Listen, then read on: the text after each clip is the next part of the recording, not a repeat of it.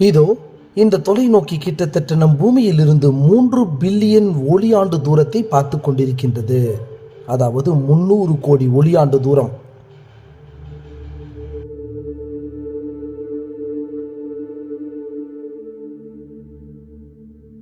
சுமார் 300 கோடி ஒளியாண்டுகளுக்கு முன்னால் அந்த இடத்தில் இருந்து ஏதாவது ஒரு ஒளி அங்கிருந்து வருகிறதா என்பதை தொடர்ச்சியாக ஆராய்ச்சி செய்து கொண்டிருந்த இந்த தொலைநோக்கி ஒரு ஆச்சரியத்தை கண்டுபிடித்தது.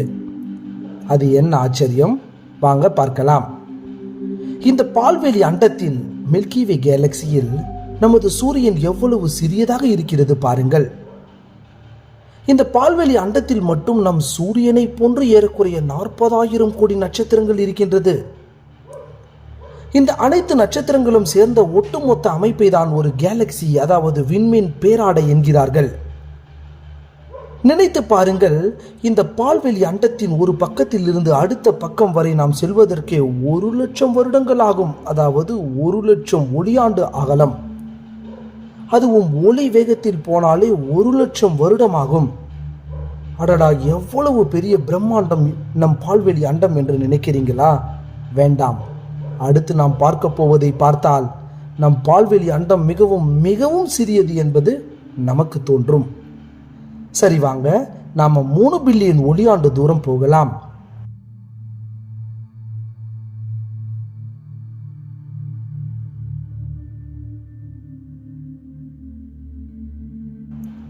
இதுதான் அந்த அல்சினாஸ் என்ற மிக பிரம்மாண்டமான கேலக்சி. சரி, நம்ம ஃபர்ஸ்ட் இந்த கேலக்சி எப்படி மனிதர்களால் கண்டுபிடிக்கப்பட்டது, அதுக்கப்புறம் இந்த கேலக்சியுடைய பிரம்மாண்டங்களையும் ஒவ்வொன்றா பார்க்கலாம். ஐரோப்பாவில் இருக்கக்கூடிய குறைந்த அதிர்வெண் அலைவரிசைகளை கண்டுபிடிக்கும் தொலைநோக்கிகள் low frequency array LOFAR network of radio telescope சுமார் 3 பில்லியன் ஒளியாண்டுகள் தூரத்தில் ஒரு கேலக்சியை ஆராய்ச்சி செய்து கொண்டிருந்த போது, அந்த நேரத்தில் அந்த கேலக்சியின் மைய பகுதியில் இருக்கும் மிக பிரம்மாண்டமான கருந்துளையிலிருந்து, அதாவது பிளாக் ஹோலில் இருந்து கற்பனையிலும் நினைத்து பார்க்க முடியாத ஒரு நீண்ட தூரத்திற்கு பிளாஸ்மா பிளம்ஸ் என்று சொல்லப்படக்கூடிய பிளாஸ்மா ஜெட்ஸ் கேலக்சியின் 2 பக்கமும் அதிதீவிரமாக வெளியேறுவதை கண்டுபிடித்தார்கள். நம்ப முடியாத அதீத ஒளியின் வேகத்தில் கிட்டத்தட்ட இது வெளியேறுகின்றது. இங்கு வெளியேறும் இந்த ஜெட்ஸின் லென்த், நீளம் மட்டுமே குறைந்தது 16 மில்லியன் ஒளியாண்டுகள் தூரம். அதாவது லென்த் மட்டும் 16 மில்லியன் ஒளியாண்டு தூரம்.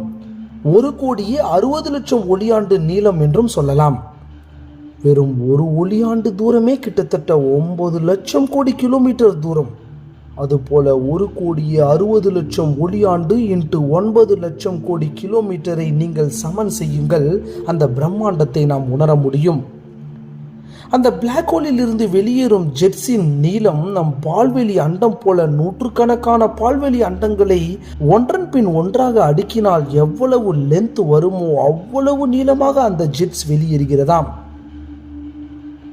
பிளாக் ஹோலில் இருந்து வெளியேறும் அந்த பொருள் ஒளி வேகத்தில் வெளியேறுகின்றது. வெளியேறும் இந்த பொருள் வெப்பம் அடைந்து அந்த இடத்தில் பிளாஸ்மாவாக உருவாகிறது. அந்த பிளாஸ்மாவை தான் இந்த ரேடியோ தொலைநோக்கிகள் கண்டுபிடிக்கின்றன.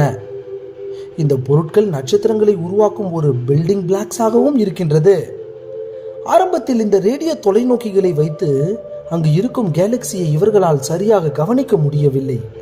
அதன் பின்பு ஏற்கனவே அந்த இடத்தில் எடுக்கப்பட்ட பல படங்களை ஒப்பீட்டளவில் ஒன்றாக இணைத்து அதன் பின்பு மறுசீரமைப்பு செய்த பின்பு அந்த இடத்தில் ரேடியோ தொலைநோக்கி ஏதோ ஒரு விசித்திரம் இருப்பதை கண்டுபிடிக்கிறது.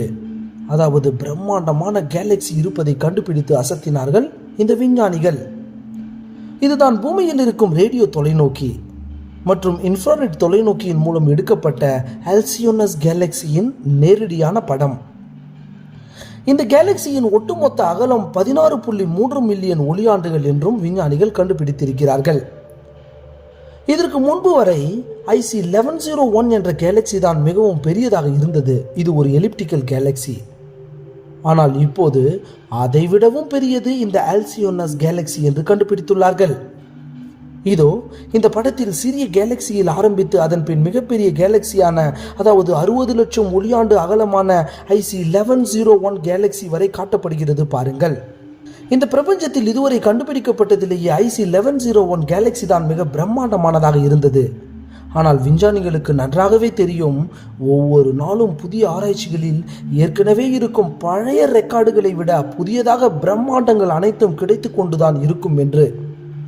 அதன் வரிசையில் தான் இப்போது இந்த படமும் சேர்க்கப்பட்டுள்ளது.